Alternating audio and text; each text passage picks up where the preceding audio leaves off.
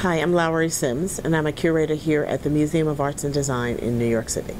Lowery, you ran an event in 2011 looking at design in Africa. Tell me, what was that called, and what did you discover during that? In 2010, I organized an exhibition called the Global Africa Project.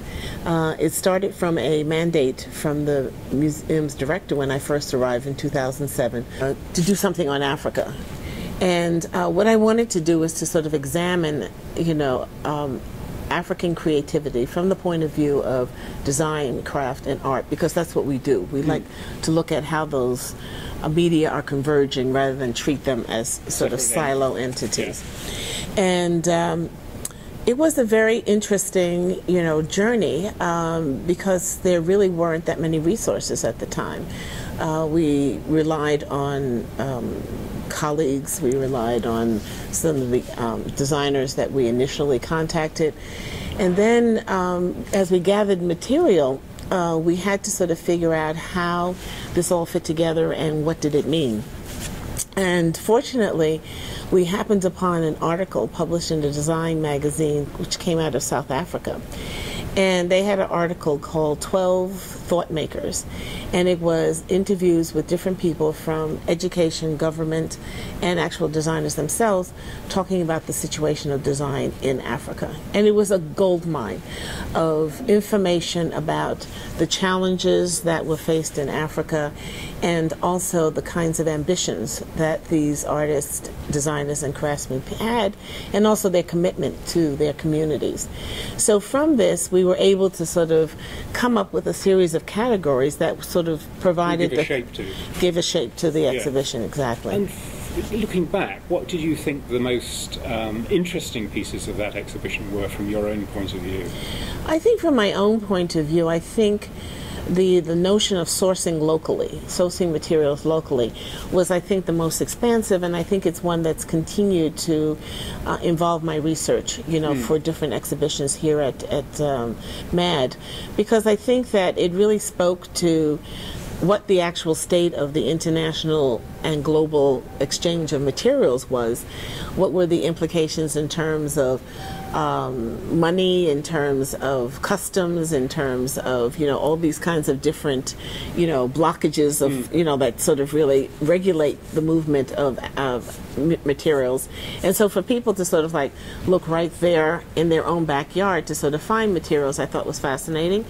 And I think also the fact that there was this kind of almost ironic reference to what people largely called cargo, sort of left over from Western powers in, particularly in West Africa, I think was totally fascinating. I mean, there would be very little design without the oil industry in a kind of ironic way. So yes. I think that certain that was industries drive design. Absolutely, absolutely. And who were the memorable designers from that exhibition? Oh, that's like asking a mother to pick her favorite children. But I think that,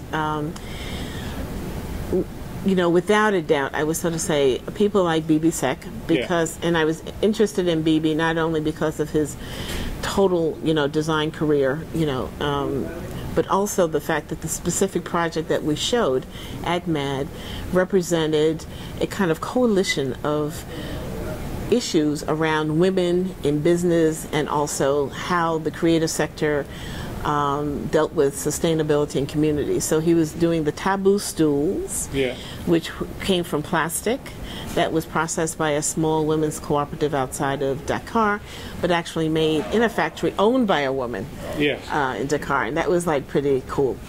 And give me another example amongst your favorite children. I think Kosi Agesi was a kind of an interesting character too. His parents were Togo and Brazilian, which I thought was interesting because we forget those kind of long-term relationships between Brazil and West Africa.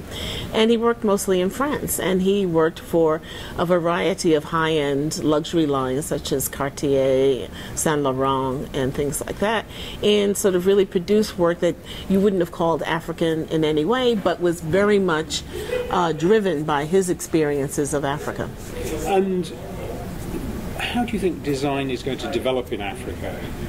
Well, I think it's looking very promising. I just had a contact from Design Indaba, which of course has been the big event on the continent. Yeah. And they're really looking to sort of do an exhibition on design for 2014. Alongside the event. Exactly, because Yes. Cape Town has been designated the World Design Capital for 2014.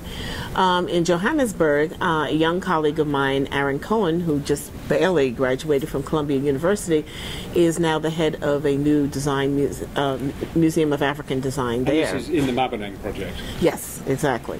So I think that, in the way that is happening in the global art world in a larger sense, design is really making a sort of resurgence, and it's coming to the forefront of people's consciousness.